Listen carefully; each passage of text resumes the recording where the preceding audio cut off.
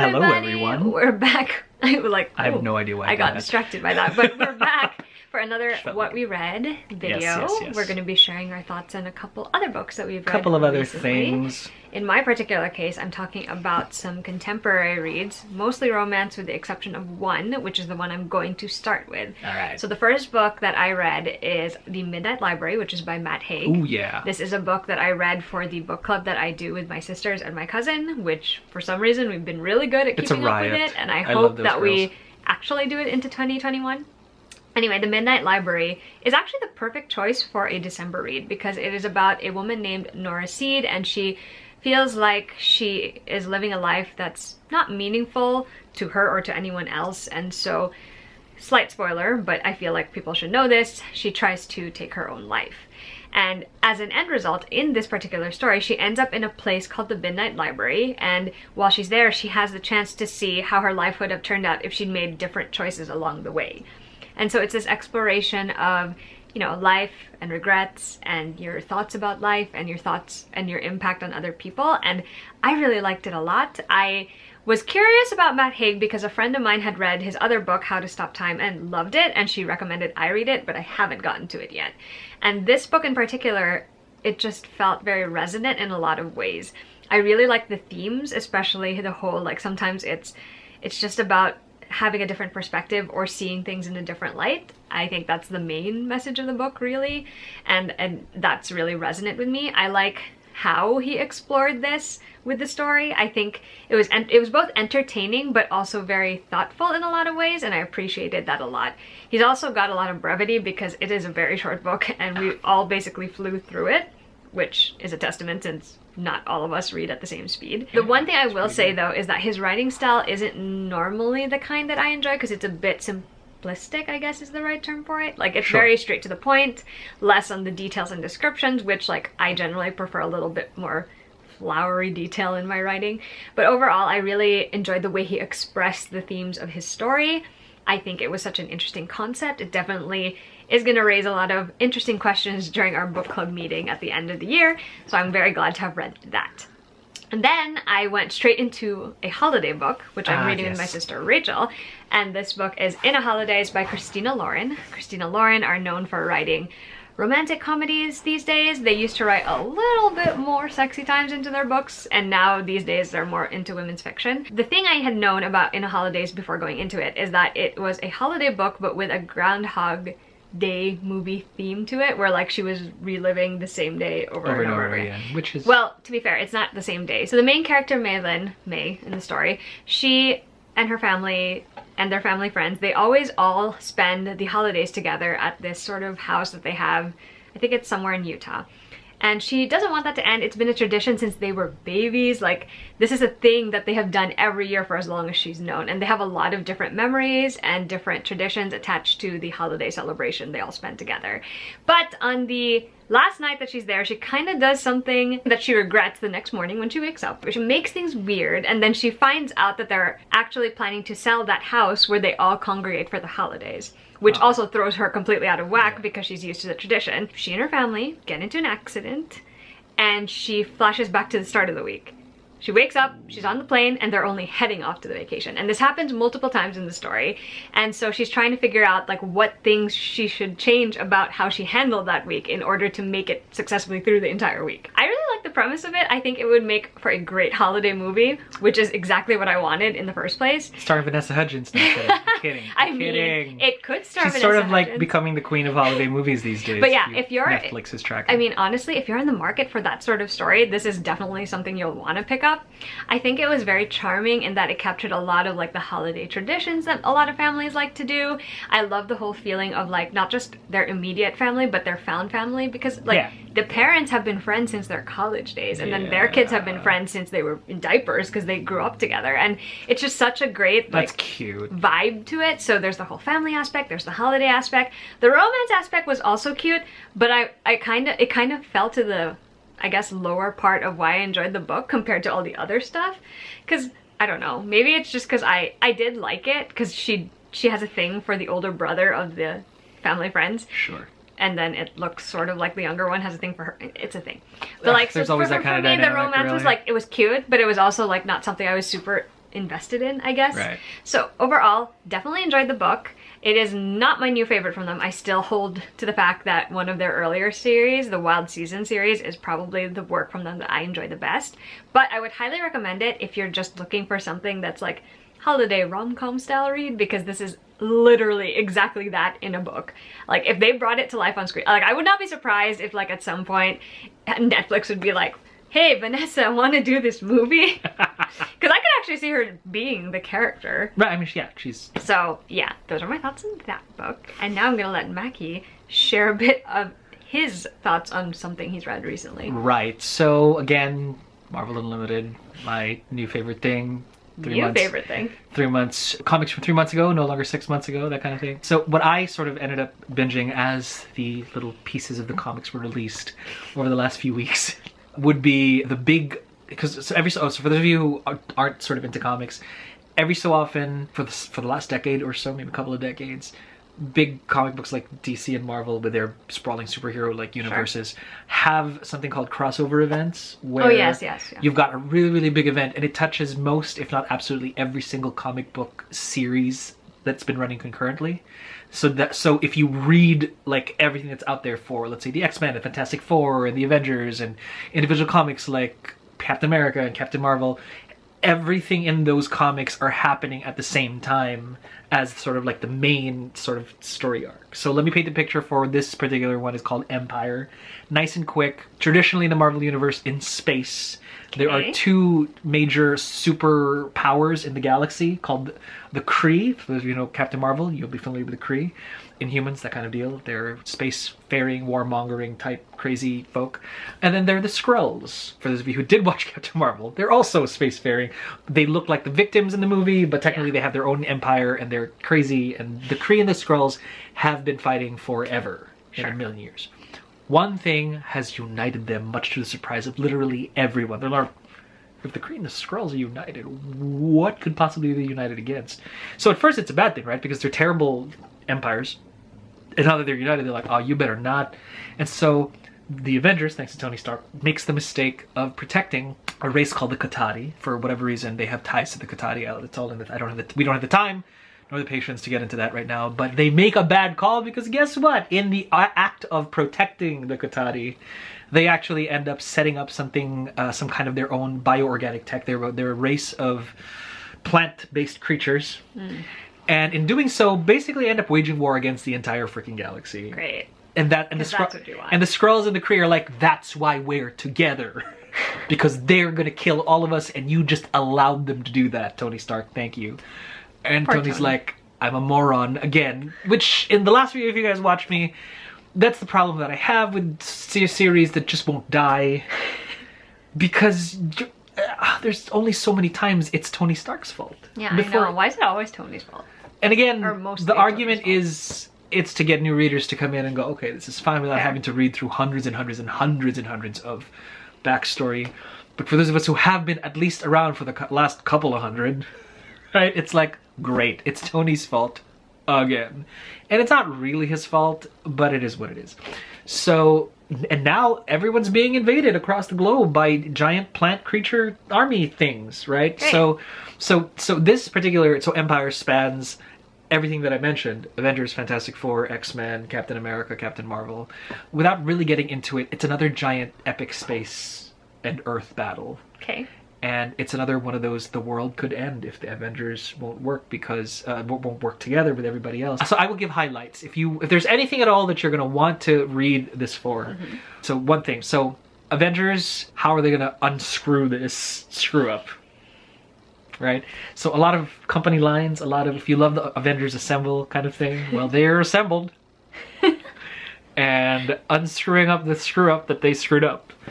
So if you like that sort of shenanigans, fine. I will mention one of the Young Avengers are involved, for those of you who love the Young Avengers, because I totally did. I grew up sort of reading the Young Avengers. Hulkling, who is actually half Kree and half Skrull, has become the de facto emperor of this new spacefaring empire. Interesting. How is that going to? And the only reason why you want to read Hulkling is because first of all, representation. He and Wiccan. I can't get into his backstory because it's really strange, but suffice to say, he's Scarlet Witch's kid, and he has Scarlet Witch's powers. He's a sorcerer type deal. Okay. Hulkling and Wiccan have been together pretty much from the start of like everything, and they're grown-ups now, so it's so nice to see them grown up and experiencing real life in this terrible, like, nobody can pay me to be part of the 616 universe, like literally no one. It's like, would you like, it's like, no, even if I have powers, do you know what happens to people with powers in these worlds? They end up fighting on the front lines, and that's what happens to them. So if you want love yourself some Wiccan and Hulkling, how is this going to play on their epic love? Okay, cool. If you're a Captain Marvel fan, you're going to want to see how the Kree side of Captain Marvel is brought into the forefront when they actually have to hand her, and you'll see it in the, it's not spoilery, it's on the covers, she becomes the new accuser under Emperor Hulkling's, well, they call him Doric, under Emperor Doric's rule. So I kind of dig Carol Danvers, Captain Marvel, you know, Kree accuser. Kind of like Ronan the Accuser, but Carol with a hammer. Super cool. Plus she breaks the rules and talks to Strange, and Strange is like, they're gonna kill you if they find out what you did to this hammer. And she's like, nah. Classic Carol. I was about to say. And here's the thing. When she does the thing with the hammer and she gets her other friends, and their friends like, all right, let's go. And they're like, you know, they're going to kill you all now that you did this to the hammer. And they're like, Carol, you did not tell us that this is... So you want those shenanigans. I'm going to say X-Men, always cool, because this happens during the Krakoa arc. So I'm all Dawn of X, Dawn of everything. This happens during that era. And for whatever reason, the Katati decide to invade Genosha, which was the first island that they tried to do that was decimated. Scarlet Witch did some crap over there, and now suddenly it's literally Plants vs. Zombies. I kid you not. Plants vs. Mutant Zombies, because Scarlet Witch is a moron. It was fun. I liked it. I don't care what anybody says. I'm too biased, so my opinion doesn't count. Lastly, Fantastic Four. Because for the first time in a long time, it focuses on Valeria and Franklin all over again, because obviously Mommy and Daddy and Uncle Ben and Uncle Johnny are fighting in the main story Empyre, and they actually find randomly before all of this starts 2 genetically engineered children, one of which is a Skrull and one of which is a Kree, super powered up and genetically imbued with the history of their people, so they just hate each other forever. Tiny children. And they just fight in the arena for some random slave pit type star system, you know, like whatever. Okay. And they rescue the kids, and they're kids! It's the cutest thing, and even Ben Grimm was like, these little stickers are cute. And they're like, we hate each other. But then they realize, but we've only known, so I kind of like low-key ship those two. Of course you do. Because it's like the Osun and a Jimmy trope, but you know, with like murder and gladiator warfare and babysitters, Franklin and Valeria. So if for that alone, it was cute. So highly recommend. Clearly enjoyed that. But overall, again, it's the same. Like suddenly the Avengers did a bad thing, and then now they have to undo the bad thing, and now everyone has to unite to save the Earth again. It's just, it never ends. Back to the contemporary romance thing. So the next book that I read was Well Played by Jen DeLuca. This is the second book in her Well Met series, and this is the series that is sort of centered around a Ren Fair that happens in Willow Creek every year. Yeah. This book is about Stacy. We meet her in book 1, Well Met. She is the best friend, or the best new friend, of the character in that book. And Stacy has come to the point where she doesn't really like the status quo of her life. Like, she wishes, you know, something would change, and the change sort of begins at the end of whatever year it is, the Ren Fair of that year. She ends up randomly reaching out to her summer fling from the fair. He's a musician that performs at one of the acts named Dex, and she reaches out to him online, and then that begins this sort of new relationship between them where they correspond via messages and emails, and they get to know each other better and have this very strong connection now that they're, you know, revealing more personal details about themselves. Except that when Fair comes around the year after and she's excited to see him, she finds out that it wasn't Dex that she was actually corresponding with the entire time, and that kind of throws a wrench in the spanner, oops, so to say. I actually really liked this one. I thought it was very cute. I am a sucker for stories where like the relationship starts with, you know, them sort of getting very personal and revealing more details about themselves to each other over text or email or whatever it is.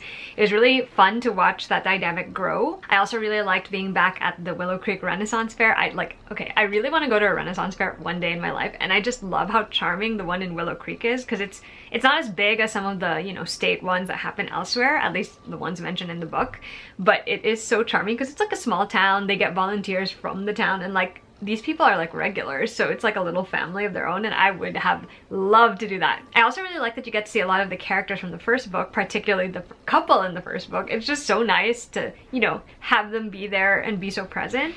And there was a lot about the romance that was very cute and very sweet, and it was just fun to watch them, you know, slowly come to recognize that they have feelings for one another. And I didn't even mind too much this whole deception plotline. Like, it wasn't something I was super comfortable with. Obviously, like, the entire time I was like, come on. But because I had gone into the book forewarned that that was part of the plot, I think maybe in my mind I was like, okay, it's gonna come out at some point. They're gonna have to do something about it. The only thing that bothers me about this book is that it feels like half of the book is one story and the other half of the book feels like another part of the story. So the deception plotline actually sort of gets resolved somewhere in the middle of the book. But at the end, there's another like deception plotline and I'm like, we already had one, we didn't need another one. And I also feel like the male character who she ends up in a relationship with should take a little more responsibility for his actions, like especially the second time around. Like the first time he sort of did, it's the second time where I was like, dude, really? Man. Like, I get it, because he's also got his own insecurities, but it was really hard to just immediately forgive him for that because we don't get his perspective and we don't see his thought process. So you're just making all these assumptions as a reader. And I think that's the only thing that really like niggled at me the entire time. Other than that, it was still very cute. It was fun to be back in Willow Creek, and I'm super excited for book 3 actually, because it's about a couple I've been waiting to read about since the first book, so I'm looking forward to that. And the last book I'm going to talk about today is The X Talk, which also involves some deception of some sort. This one is set at a public radio station, and it involves 2 of the employees at the station, Dominic and Shay. Shay, she doesn't really like Dominic. She thinks he's kind of like trying to steal the spotlight from her all the time, and also their boss seems to like him better than her even though he's a newer employee. So it's a rivalry, you say? Yeah, well, she thinks it's a rivalry. I don't know about Dom so much. So it's like a one-sided rivalry sort of thing where she's projecting that onto him. Yeah, we've seen that happen. The radio station needs, you know, a little more audience draw in order to keep their fundraising and keep the radio, like, keep their station running. And they come up with this idea, or like Shay comes up with this idea, where they do a show where 2 exes will come together and they'll talk about their relationship and breakup, but also get other people involved in sharing their breakup stories and sharing their relationship stories. And it's a great idea, except for the fact that their boss decides that he wants Dominic and Shay to pretend that they dated so they could be the exes who host the show The X Talk, because they really, really need their jobs and they also both really love being on the radio, at least Shay does. They decide to go for it, so they, you know, go ahead, lie to the public, and the show takes off because honestly, it's a great premise. I'm just gonna leave it at that because obviously, as you can guess, the lie falls apart at some point. I really enjoyed this one. I had a really good feeling about it before going into it, and I'm so happy that it lived up to that feeling. I did not think I was gonna enjoy this like one-sided rivalry, turned reluctant co-workers who have to work together, turned to friends, turned to like something else. But it was so sweet to watch it happen. I also didn't realize that there was going to be an age gap between the main characters. The girl is older than the guy in this one. Okay. And I wasn't expecting that either. Like, came out of nowhere for me. And it was just, I don't know, their relationship from the start is just so fun to watch because they have the banter down pat, and they're also just very caring towards each other. I just loved watching them, you know, their relationship blossom from start to finish. And I also really like that the radio aspect of it, the sort of podcast radio aspect of it, really, because I don't really read that in books, and I don't, to be fair, in real life, I don't really listen to the radio or too many podcasts as often, although I've been doing that more this year than ever before. But it was just a fun aspect to the story. It really added something unique to it, or at least something that felt very special to it, and it made it stand out in my mind, and I really like that. Plus, I also like the fact that Shay's story also has other things that she's dealing with outside of this, like, budding romance and this show that she's successfully hosting. So that was really fun too. I will say that the ending was great. It was really sweet. It was like the sort of grand gesture you expect in a romance novel. But I still feel, and this is very much like how I felt about Well Played, I still feel like the guy could have done some things differently. And I'm sure he feels that way too, but I do think that he could have done some things differently here. Shay wasn't perfect either, obviously she made mistakes, but I still think that the guy needed to do something specific. There's a specific thing I think he should have done, which is basically tell their boss off, but you'll find out why when you read the book. But overall, I still think The X Talk is such a delightful read. It's probably my favorite of the romance novels that I mentioned in this particular video. Very enjoyable. You guys should definitely check it out when it comes out next January. And that is the end of this particular What We Read video. A little longer than we have been doing lately, but It's not really, because I also talk a lot. But anyway, if you guys have read any of these books, if you have any recommendations, or you just want to talk in the comments, feel free to leave one. And we will see you guys with another video next week. Bye!